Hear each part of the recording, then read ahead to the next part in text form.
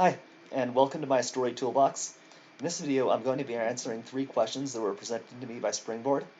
So let's get right into it. The first question says, why do you want to be a UX designer slash product manager?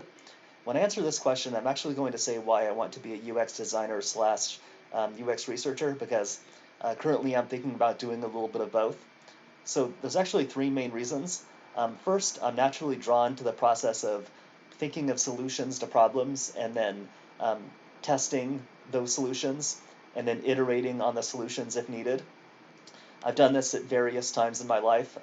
For example, as a teacher, I'm constantly thinking of new ways to present information or to teach concepts, and then I'm constantly looking for ways to test the effectiveness of my new ideas.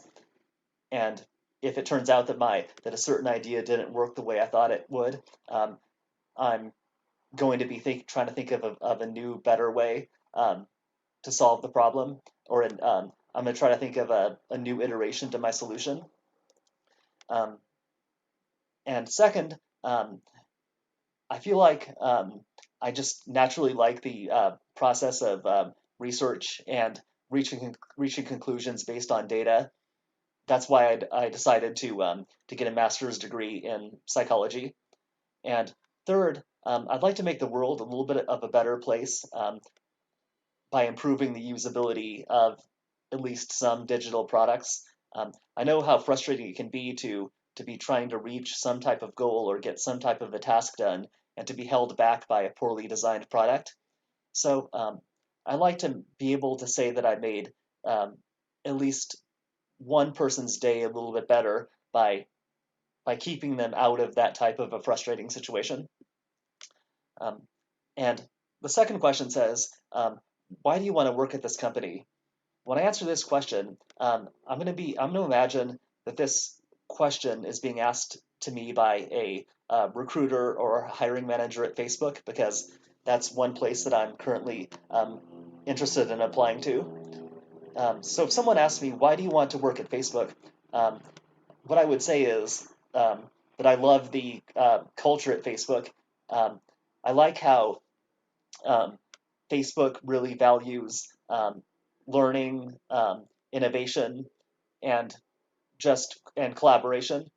I feel that at Facebook, an employee typically comes to work every day either excited to learn something new or excited to teach something to someone else.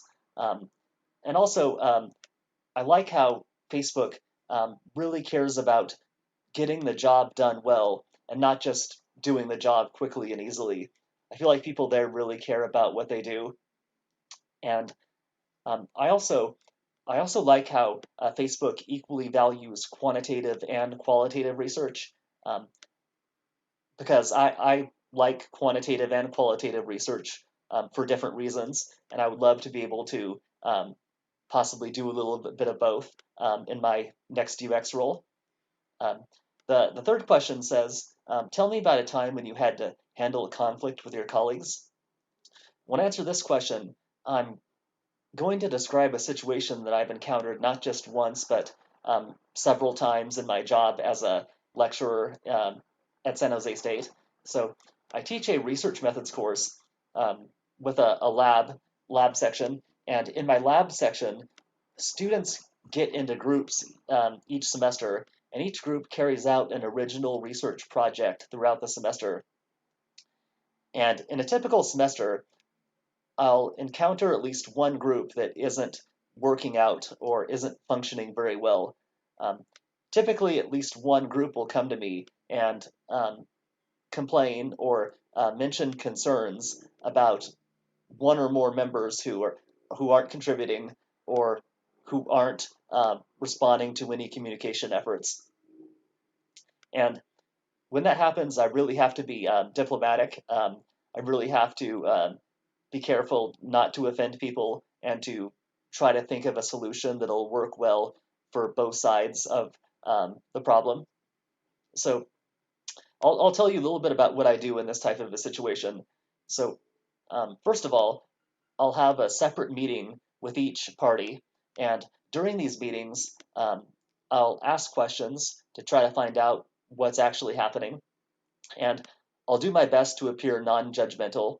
I'll do my best to make it seem like that I'm not criticizing anyone, and I only care about the functioning and the welfare of the group as a whole, because that really is what I care about.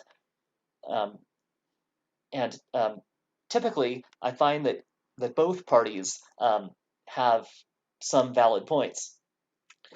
Typically, I find um, that no one is working perfectly. That I typically I find that there might be some misunderstandings going on, or possibly some lack of effort on some person's part. But I also find that each side has at least some valid points. Um, so what I typically do is after I've met with both parties, I'll ask each party if they would like to continue working together as a group or if they would like to separate.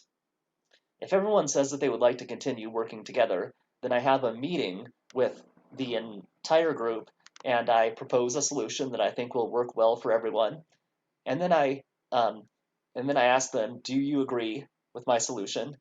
And typically they'll say, "Yes, it sounds fine." And then I'll tell everyone to go ahead and continue working.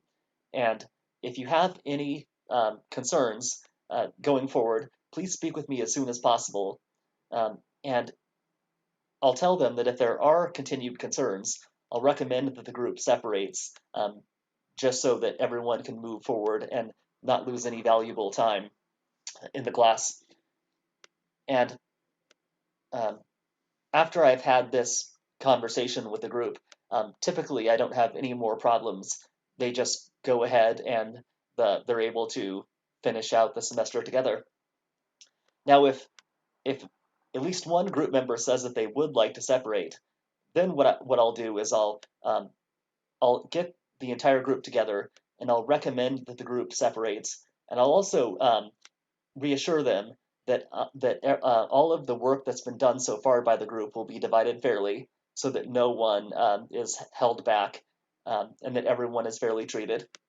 And um, in this situation, typically everyone will agree that separating is the best idea. No one will uh, no one will say that they're against that idea, because um, after all, the party that's accusing the other side already wants to separate, and the side that's being accused doesn't want to work with people who don't like them or who don't think that they're doing a good job. So um, both sides will happily go their separate ways, and they'll finish out the semester separately. Um, but the important thing is um,